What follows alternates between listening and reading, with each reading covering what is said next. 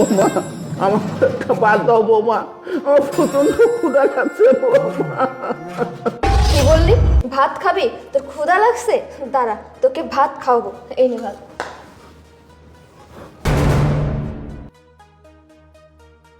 বৌমা, তোমরা আমার সঙ্গে এমন অন্যায় অত্যাচার করতেছো, আমার ছেলে আসলে আমার ছেলেকে সব আমি বলে দেবো। কি বললি? এই তুই তোর ছেলে আসলে সব ছেলেকে বলে দিবি না? দাঁড়া, দেখাচ্ছি মজা। এই বেবি, দাও তো।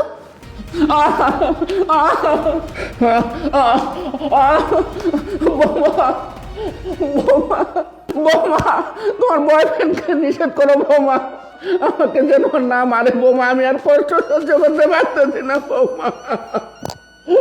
এবার লাইনে এসেছিস। তুই তোর ছেলে আসলে কিচ্ছু বলবি না, তাই না? আমি তো এটাই চেয়েছিলাম যে তুই যেন তোর ছেলেকে কোনো কিছু না বলিস। আচ্ছা, তোর ক্ষুধা লাগছে না? নে ভাত খা। নে নে নে নে, ভাত খাবি না? খা।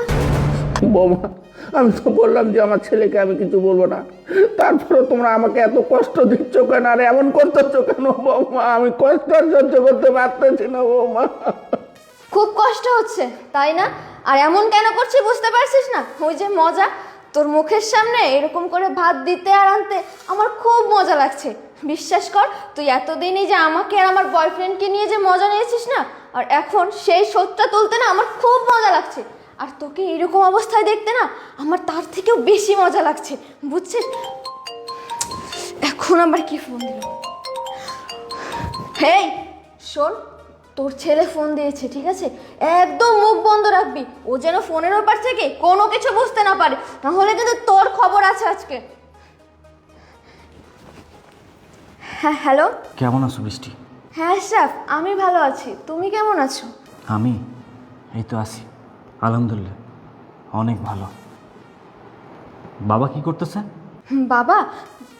বাবা তো পাশের রুমে রেস্ট নিচ্ছে। বাবাকে ঠিকমতো খাবার দিচ্ছ তো? আরে হ্যাঁ বাবা, বাবাকে ঠিক মতো খাবার দিচ্ছি, বাবার যত্নও নিচ্ছি। কেন, তোমার বাবাকে আমার বাবা না? তুমি এরকম করে কেন বলতেছো বলো তো? যাই হোক, তোমার কথা শুনে অনেক ভালো লাগলো যে আমার বাবার ঠিকমতো খেয়াল তুমি রাখতেছো। জানো বৃষ্টি, তোমার জন্য না একটা সারপ্রাইজ আছে। সারপ্রাইজ?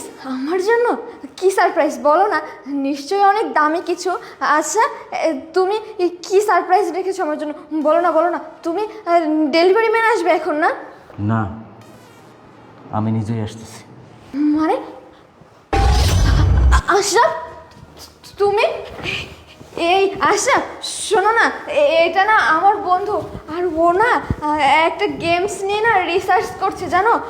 ওই গেমসটা যদি সাকসেস হয় না, তাহলে ও 2 লক্ষ টাকা পাবে। 1 লক্ষ আমাকে দিবে আর 1 লক্ষ ও নিবে। এই সেই গেমটাই আমরা করছিলাম। বাস, অনেক কাহিনী শুনছি, এত সব মিথ্যা কথা শোনার মতো রুচি বা সময় কোনোটাই আমার নাই।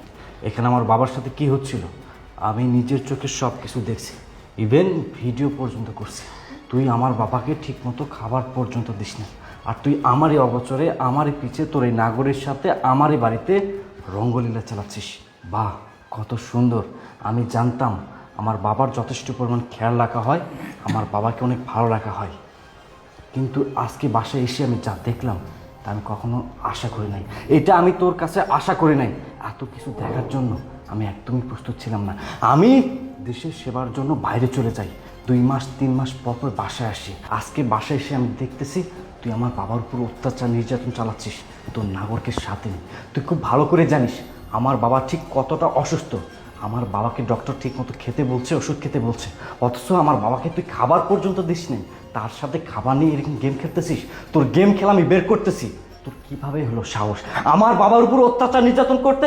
আর এই যে তোর নাগর আছে না, ভালোবাসার মানুষ, যার জন্য তুই আমার সাথে এত বড় ধোঁকা দিছিস, আমার সাথে প্রতারণা করেছিস, আজকের পর থেকে তুই তো নাগরের সাথেই থাকবি।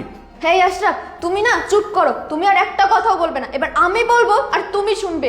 আমি না যেটা করেছি একদম ঠিক কাজ করেছি। হ্যাঁ, এটা আমার নাগর, ওকে আমি ভালোবাসি। তোমার কাছ থেকে আমি কি পেয়েছি বলো তো? তোমাকে বিয়ে করে আমি কি পেয়েছি?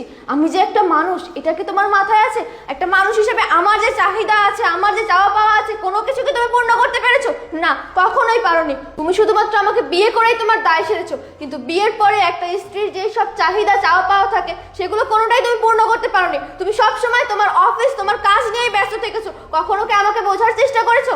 আর বাকি রইল তোমার বাবা। তোমার বাবা সে বিয়ের পর থেকেই আমাকে জ্বালিয়ে আসছে, যেখানে সেখানে পানির পিক ফেলে, ঘর নোংরা করে, সবসময় আমার কাছে এটা ওটা বায়না করে, আবদার করে। এগুলো না আমি আর নিতে পারছি না। এক্স্যাক্টলি, একদম ঠিক কথা বলেছো। এই জন্যই মেয়ে জাতকে কেউ বিশ্বাস করতে চায় না। এই সমাজে তোর মতো কিছু মেয়ে আছে যাদের একটা দিয়ে হয় না, 36টা নাগর লাগে। ঠিক আছে, কোনো সমস্যা নাই। তুই যেহেতু আমার বাবাকে দেখতেই পারিস না, আমার বাবার উপর প্রতিনিয়ত অত্যাচার নির্যাতন করিস, এরকম স্ত্রী আমার দরকার নেই। তুই আমার বাবার উপর শুধু অত্যাচার নির্যাতন করে থেমে থাকিস নি, আমার ভালোবাসা বিশ্বাসকে পুঁজি করে দিনের পর দিন তুই আমাকে ঠকিয়ে আসতেছিস। তোর মতো মেয়ের সাথে আমি আর থাকবো না। আজকের পর থেকে তোর সাথে আমার কোনো সম্পর্ক নেই। আমি তোকে ডিভোর্স দিব। হ্যাঁ, আমি তোকে ডিভোর্স দিব। এখন এই মুহূর্তে তুই তো নাগরকে নিয়ে আমার বাসা থেকে বের হয়ে যাবি। ডিভোর্স লেটার সময় মতো পেয়ে যাবি। যা, বের হয়ে যা। হ্যাঁ, তুমি ডিভোর্স লেটার পাঠিয়ে দিও। আর সজীব, চলো তো। বাবা, আমি বুঝতে পেরেছি বাবা, তোমার উপর এতদিন অনেক অত্যাচার নির্যাতন হয়েছে। বাবা, বিশ্বাস করো, এগুলোর আমি কিচ্ছু জানতাম না। আমি যদি জানতাম, আমি অনেক আগেই ওই কালনাগিনীকে বাসা থেকে বের করে দিতাম। বাবা, আমি তোমাকে ভালোবাসি, তোমার জন্য আমি সব কিছু করতে পারি বাবা। ঠিক আছে বাবা, আমি মন থেকে দোয়া করতেছি আল্লাহ পাক যেন তোমাকে আরো বড় করে বাবা, আরো বড় করে।